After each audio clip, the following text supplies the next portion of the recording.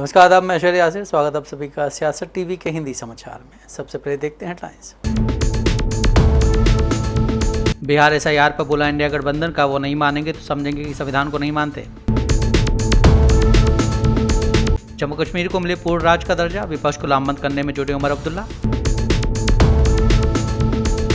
राहुल गांधी को जमानत, अमित शाह पर टिप्पणी करने को लेकर चल रहा था मानहानि केस। धराली के बाद हरिद्वार में भी कुदरत का कहर, सड़क पर चल रहे लोगों पर गिरी चट्टान। ट्रंप की धमकी पर अखिलेश यादव ने केंद्र सरकार पर कसा तंज, कहा हमारी विदेश नीति ही विदेश चली गई। इमरान खान के लिए पाकिस्तान की सड़कों पर उतरे पीटीआई कार्यकर्ता, 500 से ज्यादा अरेस्ट। अब समाचार विस्तार से। इंडिया गठबंधन की प्रेस कॉन्फ्रेंस में उत्तराखंड हादसे में मारे गए और लापता हुए लोगों पर 2 मिनट का मौन व्रत रखा गया। कांग्रेस अध्यक्ष मल्लिकार्जुन खड़गे भी वहां मौजूद रहे। कांग्रेस ने प्रेस कॉन्फ्रेंस के दौरान कहा है कि सभी विपक्षी पार्टियां लगातार एसआईआर पर चर्चा चाहती हैं। सभी सदस्य बहुत शांति से स्पीकर से, चेयरमैन से, सरकार से ये बार बार पूछ रहे हैं कि हमारे वोट चोरी नहीं होने चाहिए। महाराष्ट्र में उन्हें वोट बढ़ाना था, उसके लिए अलग स्टेप लिया गया, लेकिन बिहार में वोट काटना है, उसके लिए अलग स्टेप ले रहे हैं। सभी विपक्षी पार्टियां लगातार स्पेशल इंटेंसिव रिवीजन एक्सरसाइज पर चर्चा चाहती है और सभी ने सतत बड़े शांत रीति से हम स्पीकर से, चेयरमैन से, सरकार से ये बार बार ये पूछ रहे हैं कि हमारे वोट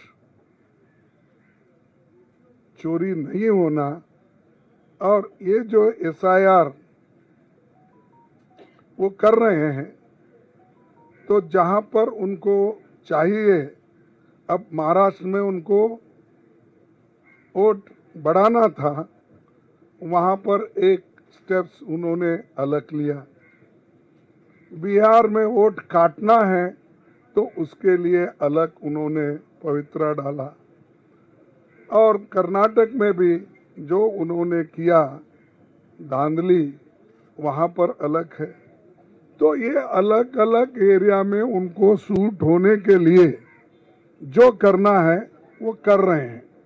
तो इसीलिए हम लोग ये चाहते हैं कि इसको चर्चा करने के लिए हमें एक अवकाश मिले, और ये जो वोटर लिस्ट की गड़बड़ी है और ये वोटों की जो चोरी हो रही है, तो हम ये चाहते हैं कि संपूर्ण चर्चा अगर हो गया तो जहाँ जहाँ इनकी गलतियां हैं और जो असंवैधानिक रीति से ये जो कर रहे हैं उसको हम जवाब दे सकते, सजेशन दे सकते, और देश के हित में खासकर हम जो वोटर्स अपनी हक को खो रहे हैं उनकी हिफाजत कर सकते हैं। अगर वोटर लिस्ट में अगर उसका नाम नहीं है तो इस देश में वो सिटीजन भी नहीं है। तो ये एक तरफ उसकी सिटीजनशिप पे डाउट करने का प्रयास कर रहे हैं, और दूसरी तरफ जहाँ जहाँ उनको जैसा होना वैसा वोटों को काटने की कोशिश कर रहे हैं। पंजाब के मोहाली के फेज 9 स्थित औद्योगिक क्षेत्र में आज एक ऑक्सीजन प्लांट में जोरदार विस्फोट हो गया।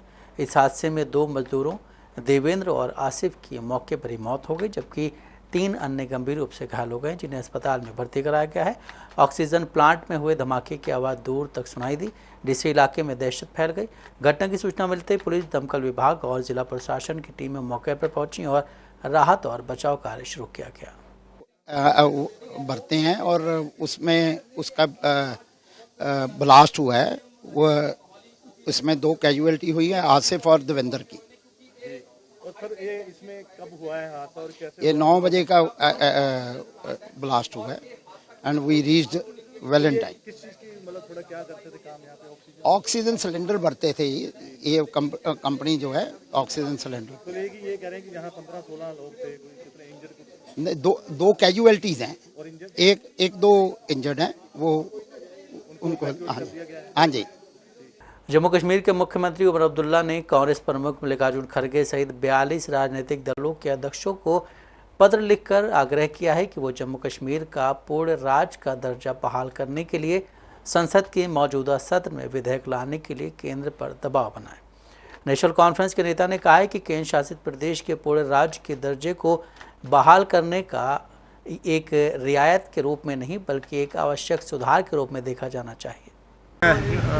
तमाम वो पार्टियां जिनकी एक अच्छी खासी तादाद है ऑनरेबल एमपीज़ की पार्लियामेंट में, उन्हें एक चिट्ठी लिखी है और उनसे गुजारिश की है कि जम्मू कश्मीर के साथ जो स्टेटहुड का वादा किया गया है उस वादे पे वो हमारी मदद करें और पार्लियामेंट में इस चीज़ को ज़ोरों शोर से उठाएं ताकि इसी सेशन में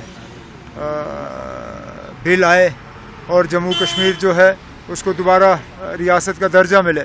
ये किसी एक फ़र्द की बात नहीं है, ये किसी एक पार्टी की बात नहीं है, ये हुकूमत की बात नहीं है, ये जम्मू कश्मीर के लोगों के साथ एक वादा किया गया है।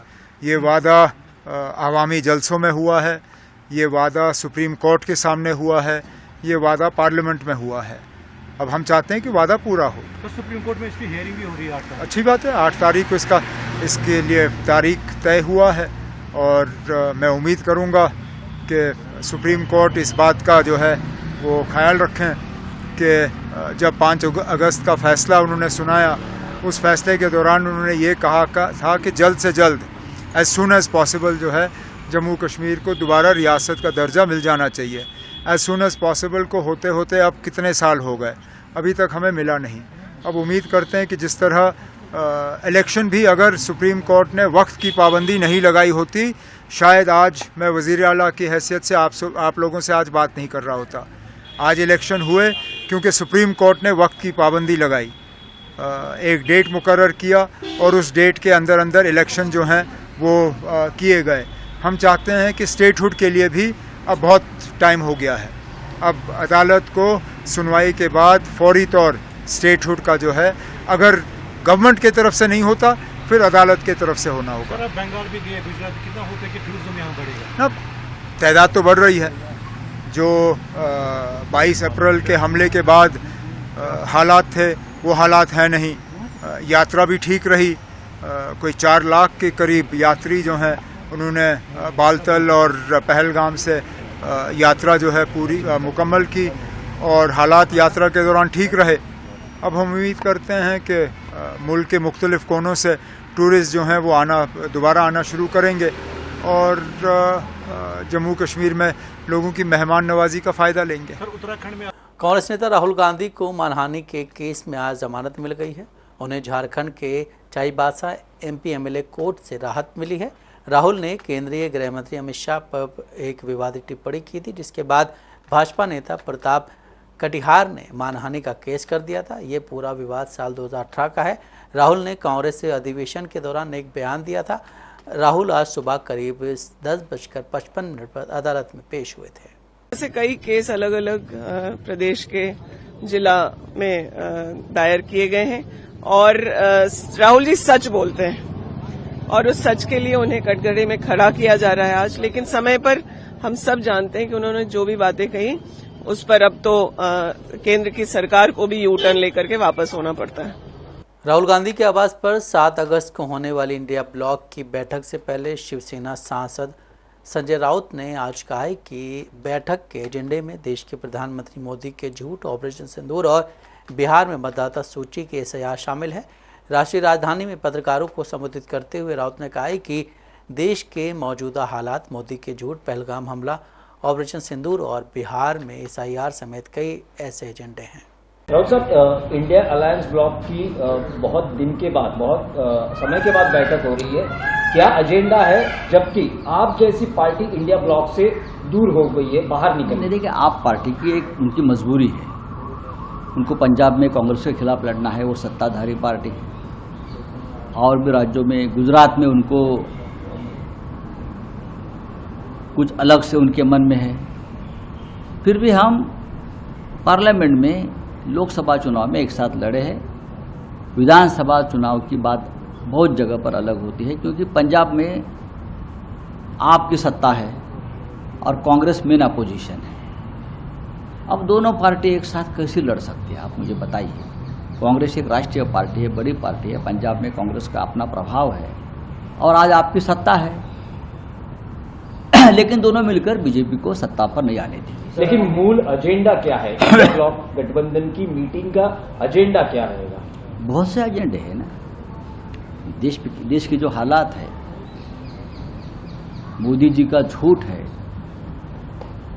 पहलगांव का अटैक, ऑपरेशन सिंदूर की बात है, बिहार का चुनाव है, SIR वो मुद्दा है। ऐसे बहुत से मुद्दों पर चर्चा हुई और खास करके एक दूसरे से मिलना, चर्चा करना, यही मकसद है। उत्तराखंड में इन दिनों बारिश ने तबाही मचा रखी है। एक और उत्तरकाशी के धराली क्षेत्र में बादल फटने और भारी मलबा आने से तबाही का मंजर है, तो दूसरी ओर हरिद्वार से एक और डराने वाला वीडियो सामने आया है। यहाँ हर की पौड़ी से भीमगोड़ा की ओर जा रहे कुछ बाइक सवार युवकों पर अचानक पहाड़ का मलबा गिर गया। देखिए, कल जो दोपहर 2 बजे धराली में एक फ्लैश फ्लड की घटना हुई है, इसमें अभी तक की जो हमारे पास सूचना है उसमें 4 लोग मृत बताए जा रहे हैं और 50 से ज़्यादा लोग लापता हैं। इसके अलावा 2 और जगहों पर ये फ्लैश फ्लड की घटना हुई है, जहां पर हर्षिल में और सुकी टॉप में, इन 2 जगहों पर भी फ्लैश फ्लड हुआ है।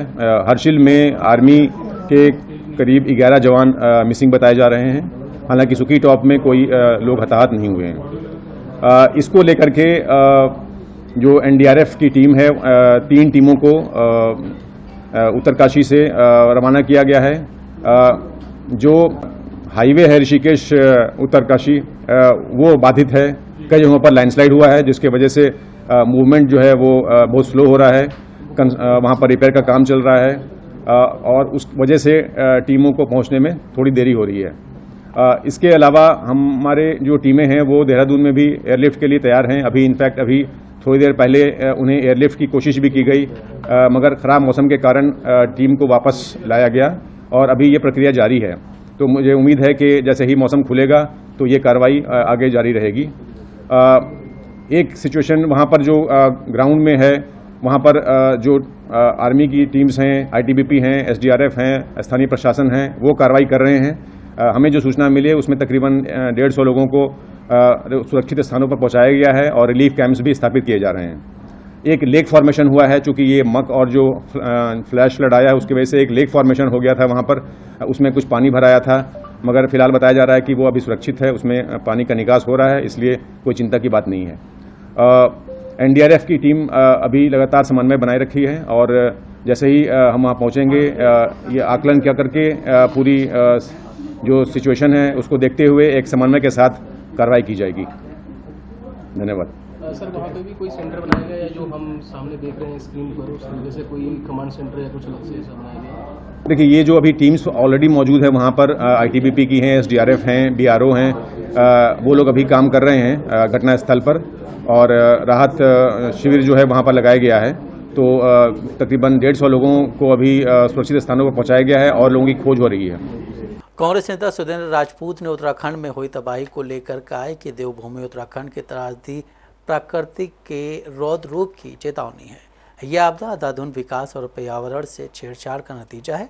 नदी किनारे निर्माण, पेड़ों की कटाई और बिना ब्लास्टिंग सुरक्षा के सड़क निर्माण से बड़ा नुकसान हुआ है। सरकारें इसे रोकने के बजाय बढ़ावा दे रही हैं। हम मृतकों को श्रद्धांजलि देते हैं और मांग करते हैं कि परिजनों को 50 लाख रुपए की सहायता दी जाए और लापता लोगों की तलाश में सेना को लगाया जाए। अब राजनीति नहीं, राहत और बचाव को प्राथमिकता दी जानी चाहिए। उत्तराखंड की त्रासदी को देख करके मैं स्तब्ध हूं।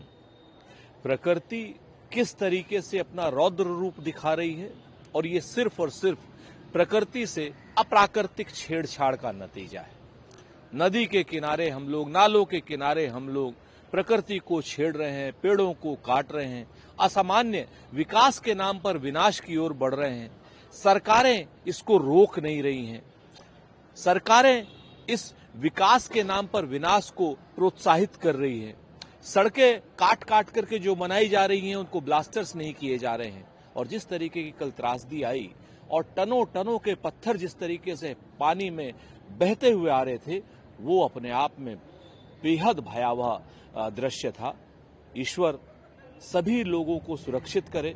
जो लोग मृतक हैं उनके परिवार के प्रति गहरी संवेदनाएं। सरकार को चाहिए कि कम से कम 50-50 लाख रुपए सारे मृतक परिवारों को दिए जाए, सभी लोगों की बॉडीज को ढूंढा जाए और जो राहत और बचाव का कार्य है उसमें सेना जितनी जल्दी हो उतनी जल्दी सारे जो लापता लोग हैं उनको ढूंढें और कम से कम अब इस हादसे से चेतें कि नदी नालों की, प्रकृति की रक्षा सुरक्षा करने का काम सरकार का और समाज का दोनों का है।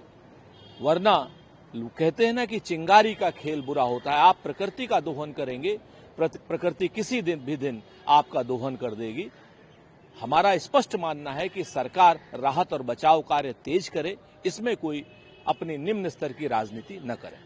अमेरिका के राष्ट्रपति डोनाल्ड ट्रंप ने भारतीय उत्पादों पर टैरिफ बढ़ाने की धमकी दी है, जिस पर अब समाजवादी पार्टी के अध्यक्ष अखिलेश यादव ने मोदी सरकार को घेरा है। उन्होंने कहा है कि सरकार को अपने हित में अमेरिका पर दबाव बनाना चाहिए।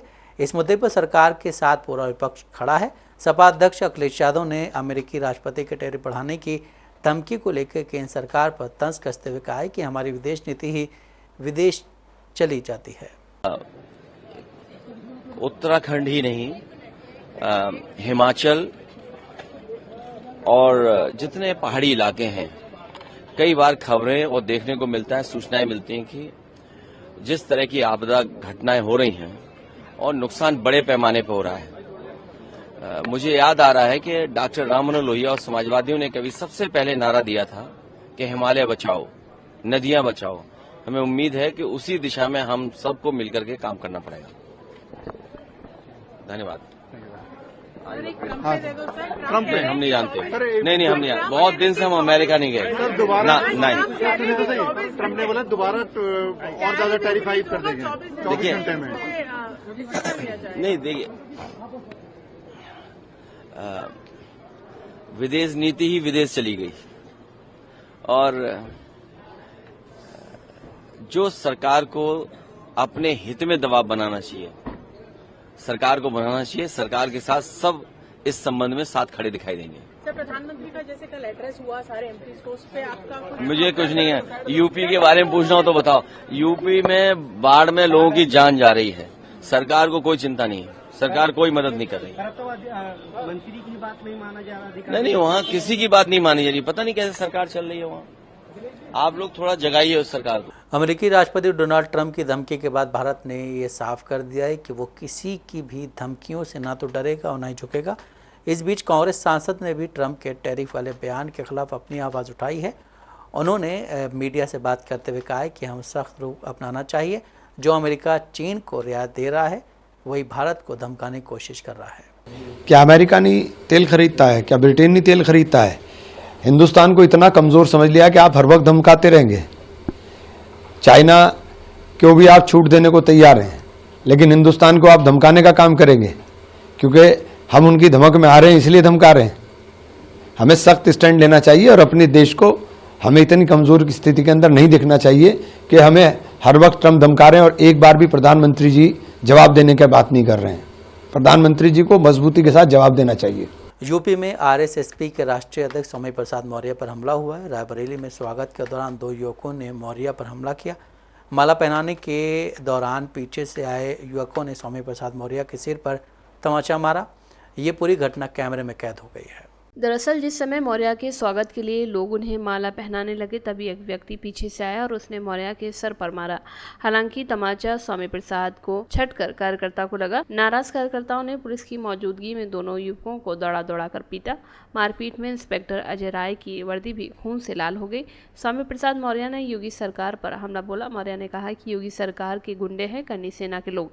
कन्नी सेना के लोग सजातीय होने का लाभ ले रहे हैं। लखनऊ से फतेहपुर जाते समय रायबरेली में में स्वामी प्रसाद मौर्य रुके थे, तभी मेलेरिया थाना क्षेत्र के सारस चौराहे में ये घटना सामने आई। वीडियो में साफ दिख रहा है कि कैसे युवक भीड़ के बीच घुसकर मौर्य पर हमला करने का मौका तलाश करता है। बॉडीगार्ड की नजर से बचकर मौका मिल जाने पर उनके सिर पर तमाचा मारता है। हमला करने के बाद युवक मौके से फरार होने की कोशिश करता है, लेकिन कार्यकर्ता उसे पकड़ लेते हैं और सबक सिखाते हैं। पाकिस्तान के पूर्व प्रधानमंत्री इमरान खान की पार्टी तहरीक इंसाफ ने मंगलवार को देश भर में उनकी रिहाई की मांग को लेकर विरोध प्रदर्शन किया। पार्टी ने बताया कि पुलिस ने विरोध करने वाले 500 से ज़्यादा कार्यकर्ताओं और समर्थकों को गिरफ्तार कर लिया है। फांसीवादी शासन के विरोध में सड़कों पर उतरे अधिकतर कार्यकर्ताओं की गिरफ्तारी लाहौर से हुई है। बता दें कि इमरान खान को 2 साल पहले भ्रष्टाचार के एक मामले में अदालत ने दोषी ठहराया था, जिसके बाद उन्हें लाहौर स्थित उनके आवास से गिरफ्तार किया गया था। वो रावलपिंडी के अदियाला जेल में बंद हैं। खान की पार्टी ने दावा किया कि जेल में बंद नेता इमरान खान के समर्थक बड़ी संख्या में बाहर आकर इस विरोध प्रदर्शन का समर्थन कर रहे हैं। पार्टी के वरिष्ठ नेता जुल्फी बुखारी ने अपने एक बयान में कहा है कि 5 अगस्त को पूर्व प्रधानमंत्री इमरान खान को जेल में बंद होने के पूरे 2 साल हो गए हैं। उनके सभी बुनियादी मानवाधिकार छीन लिए गए हैं। उन्होंने कहा कि कानूनी टीम या परिवार तक उन्हें अधिक समय तक मिलने की अनुमति नहीं है। बुखारी ने कहा कि कभी कभार तो कुछ लोगों के अलावा उनके राजनीतिक नेतृत्व तक उनकी पहुंच नहीं है। बुखारी ने बताया कि मौजूदा सरकार ने सभाओं पर प्रतिबंध लगा दिया है, मुख्य राजमार्गों को अवरुद्ध कर दिया है। इतना ही नहीं, पार्टी के झंडे वाली कारों में तोड़फोड़ भी की है और पार्टी के सक्रिय नेताओं और कार्यकर्ताओं के घरों पर छापेमारी की गई है। उन्होंने कहा कि अकेले पंजाब में अब तक 500 से ज्यादा पीटीआई नेताओं और कार्यकर्ताओं को गिरफ्तार किया जा चुका है। गिरफ्तार किए गए कार्यकर्ताओं में सांसद भी शामिल हैं। हिंदी समाचार यहीं समाप्त होता है। मुझे दें इजाजत। बाकी खबरों के लिए आप बने रहें सियासत टीवी के साथ।